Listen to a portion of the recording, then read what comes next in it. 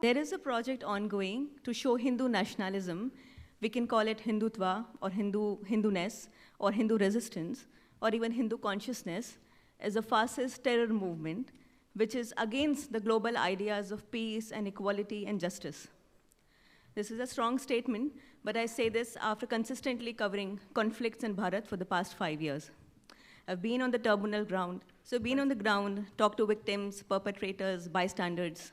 I've seen the disparity on what is happening and what is being reported. And of course, I survived it all, and I'm here to talk to you about it. So to achieve this Hindutva vilification, cases where Hindus are even minor aggressors are disproportionately amplified, and cases where they're obviously victims of bigotry and deeply rooted religious bias, they are downplayed or even whitewashed. All of this may sound like you have already read it before. Of course, it has been all over social media, and a lot of awareness about it has been generated lately. But let me cite a few examples. Probably we all know about Akhlaq. Akhlaq was a resident of a Hindu majority village near Delhi. He slaughtered a cow. His neighbors saw it, and they were angry. They attacked him, and he died. So this case was in the global press and, of course, on front pages of English news media for many months. And it was projected as a case of how violent the cow protection sentiment is. Around the same time, there was another very gruesome incident, which I'm sure nobody knows. Nobody among us like you knows about it. The incident was that 3 sadhus who were resident priests at a temple in Auraiya district of Uttar Pradesh, they were killed in sleep. They were tied to their cots. Their tongues were chopped, and their throats were slit by butchers who were just living a few meters away. The sadhus had tipped off the police about their cow slaughter activities. And they did it to teach all the village a lesson. Like, if you do this, this is what we are going to do. You know, of course, this incident was not covered in the global press at all, and it was nowhere in the front media, on the front pages of the newspapers too. But you know, what really stood out in the coverage, that the sentiment of cow protection was vilified. It was, and on the other hand, the sentiment of beef or cow slaughter or treating cow as just beef was really glorified. Glorified in the sense was projected as a food choice. So it was so strange that a country which was partitioned, cow slaughter was one of the decisive factors of partition. Muhammad Ali Jinnah, the founder of Pakistan, famously told Time magazine in 1946, like a year before partition, that Hindus and Muslims have nothing common in between. And he said, "I want to eat the cow that the Hindu worships." So, I mean, after partition, in a post-partition India, how is it that the sentiment of cow slaughter is not criticized and is projected as a food choice, and the sentiment of resistance to cow slaughter by Gorakshaks, that's vilified? You know, Scroll magazine, which is quite left-leaning, they read a headline after this incident that the first parliament attack was not carried out by Lashkar-e-Taiba, but by Gorakshaks. They were referring to a case where many Naga sadhus went to parliament to appeal to Indira Gandhi to impose a nationwide ban on cow slaughter. Imagine this was happening in a post-partition India. And tell me, because we were talking about news media performing its dharma, how is the sentiment to protect the animal that is giving you milk till her death inferior to the sentiment that once she stops giving meat, just kill her and eat her? How is cow protection an inferior sentiment to cow slaughter? This is where, it was also one of my first experiences where I saw that the facts are distorted. The centuries-old history of subjugating Hindus, natives, and humiliating them through cow slaughter was completely not told, and the sentiment which must be glorified was actually being vilified. To give you another case of complete media, this fake narratives, there was a recent bout of violence in Mewat. Mewat is a Muslim majority district in Haryana, which is overall a Hindu majority state. So a group of processionists, a group of Hindus entered Mewat for Jal Abhishek of at a Shivling in a temple, in a very famous temple. Mewat is home to many ancient Shiv temples. Once they entered Mewat, they were pelted with stones. 4 of them died on the spot. 2 of them were home guards, and 2 of them were members of the procession. You know how media reported the incident? Violence erupted in Hindu procession after it crossed into a Muslim area. Like, note the phrases. Yeah. Violence erupted, which suggests that it was the procession participants that indulged in violence. And after crossing into the Muslim area, which suggests that the act of crossing into that area is criminal and not the stone pelting itself. This is how everybody reported it, be it BBC or Guardian or Canada's state agency or BBC. This clever use of words to hide anti-Hindu crimes first became very apparent to me when I was busting a hate crime database run by a website named India's Pen. You should know about this hate crime database if you don't, because this was an exercise done in the run-up to elections in 2019. It was used by the Congress party too to vilify BJP as a party under which atrocities against Christians and Muslims was increasing. And it was reported by all the global media, by be it New York Times or Washington Post, everybody to say through data that Muslims and Christians were there was a genocidal threat on Muslims and Christians in India by Hindus. Of course, it was a very selective database. They would actively omit cases of Hindu persecution. Okay, I wouldn't use the word, I would say cases where the Hindus were victims. But you know, I'll give you an example of how vile, what lengths they went to. So a boy named Chandan Gupta in Kasganj district of Uttar Pradesh, he was killed by, a few lanes away from his house, he was killed by 2 men named Rahat and Salim. So this hate crime database, it reported the incident as Chandan Gupta's act of taking the motorcycle through the mohalla was projected as a hate crime. His murder was not.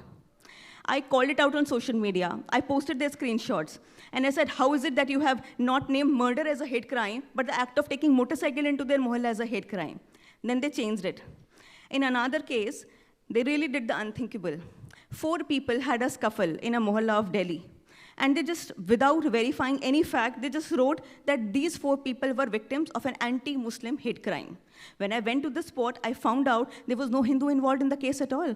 All 4 people happened to be Muslims. When I pointed out on social media, on social media, I tagged them, I published my report, and I published all the video testimonies, FIR copies. You know what did they say? Okay, there was an error, but it doesn't change the larger picture. So this has all happened, and it continues to happen.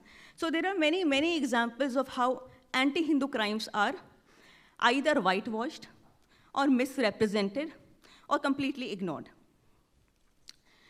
And of course, the blatant lies and this distortion of narratives is not just in news media.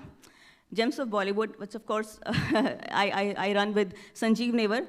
Sanjeev Nevar, I must mention here, is an IIM graduate, and has devoted his life to Sanskrit and Vedas. He runs his handle too. So we have systematically shown through clips how reality is changed. For example, in Gangs of Wasipur, they showed that a Muslim girl was kidnapped by a Hindu group, while on some street in Bihar, and was gang raped and then just thrown off the streets. In reality, this particular scene was based on a real scene, on a real case in Bihar, in Bihar. So in the reality, it was a Hindu girl who was kidnapped by a Muslim group. So this is how they change it. And when we asked Anurag Kashyap on social media on why did they change it, he actually went so far as to call Gems of Bollywood कि आप बस ये पैसे के लिए करते हो, आप बस पैसा चाहते हो. So basically, no answer. In a show called Quantico, American show Quantico, there is a scene in which Priyanka Chopra, who's playing an FBI agent, I think, she foils a terror attack by spotting a Rudraksh on the man. Imagine, there hardly has ever been such a case on somebody plotting an attack on foreign soil with the Rudraksh wearing. This kind of cooked it up. So, and Gems of Bollywood has shown, through a lot of clips, how such narrative is completely turned on its head. We, of course, also know that 26/11 terrorist Ajmal Kasab, he was supposed to die as a Hindu named Sameer Chaudhary. And had it not been for the great Tukaram Omble, this Hindu terror theory would have really gotten a boost. See, the question occurs, why is a Hindu terror theory being pushed and why anti-Hindu crimes are hidden? Even such heinous cases like it happened in Kanpur 7 years ago, but the killers just got a death sentence from the NIA court. A school teacher named Ramesh Shukla, he was gunned down on one afternoon while returning from school on a bicycle. So nobody could crack the case. The police said we have no leads, so they just closed down the investigation. Later, it was revealed that 3 men from Kanpur, they wanted to join ISIS. They somehow got in touch with some handlers in Syria, and they killed him. They killed Ramesh Shukla. They recorded the video and sent it on some messaging app to the killers, because to show that, see, they were so capable of killing a kafir. And how did they identify Ramesh Shukla? Because he was wearing a tilak. He was wearing a kalawa. He was wearing a dhoti. So it was easy to spot him. Such a big case, it hardly made any news. And the sentiment, that the motivation for the crime, which is like blatant kafir hate, it was nowhere in the news media.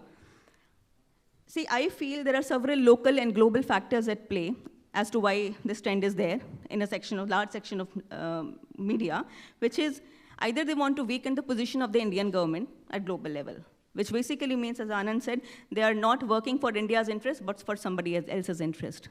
Or they may just be acting as fronts for terror organizations for recruitment. This is also not, this is a very much a possibility. And there are immediate consequences of such propaganda narratives. When consistently anti-Hindu crimes are not shown, and only those crimes, even minor ones, in which some person from the minority community is facing something, then that community is bound to feel insecure. They also are bound to feel vindictive. So there is a far greater chance of them joining a terror organization. And of course, the National Investigation Agency is bursting ISIS modules and Maoist modules every day. Every other day, you see a press release where they have, and all this talk of, oh, India mein to koi ISIS mein nahi join kar raha hai. Aisa ye jhoot hai. If you go to their website, if you see, so many new modules are being busted every day. Aligarh Muslim University mein milte hain. Kisi bhi, even doctors, in such professions like medicine, wahan ke log aajkal pakde ja rahe hain. So obviously, such narratives are a cause of great concern. See, and of course, combating it needs sustained, coordinated efforts, and some of it is being done. But I feel that we also need to tell our own stories. That's where ground journalism matters. We need to tell our stories in a way that people take us seriously and want to hear our side of the story. For instance, I just had a tour of Bengal and Ayodhya. I wanted to talk to the Kar Sevaks families. Kar Sevaks, by the way, I don't know if you know it, but Kar Seva is a word derived from the Sikh tradition. I checked it from the VHP in Ayodhya because I had a doubt. Kar basically means hand and Seva means Seva. So it was literally Seva done through hands, which is because it started with ki aap eent laiye mandir ke liye.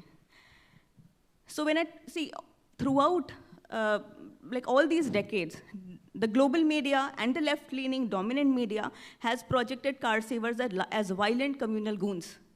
But when you actually talk to their families and know about their history and know about their lives, you learn they were really simple-hearted people with a lot of devotion in their hearts. Ayodhya में हर दूसरे तीसरे घर में आपको ऐसी कहानी मिल जाएगी कि कोई मलबे के नीचे दबकर मर गया, कोई मतलब काफ़ी सारे, किसी का हाथ टूट गया, किसी के आज तक बैक में प्रॉब्लम है. So these are stories of extreme devotion. I think we need to tell our stories in our way. We do not need to be apologetic, and we also need to do it sincerely, and we also have to take care of the sentiments, the simple sentiments of the majority. I do not mean to say that every sentiment of majority needs to be respected. अगर पाकिस्तान में ये sentiment है कि हर blasphemer को सरतन से जुदा कर दो, I do not think the media should support that majority sentiment. But this sentiment, it was really driven by, as I said, selfless devotion. It was not an unjust demand to want to have a Ram Mandir at the site, right? This is where I feel the media has failed to perform its dharma. They didn't understand the pulse of the people. In fact, they kind of worked against the people. They also worked against India's interest. So this is how I concluded that we must tell our stories in a way that resonates with the simple, acceptable sentiments of the majority. Thank you.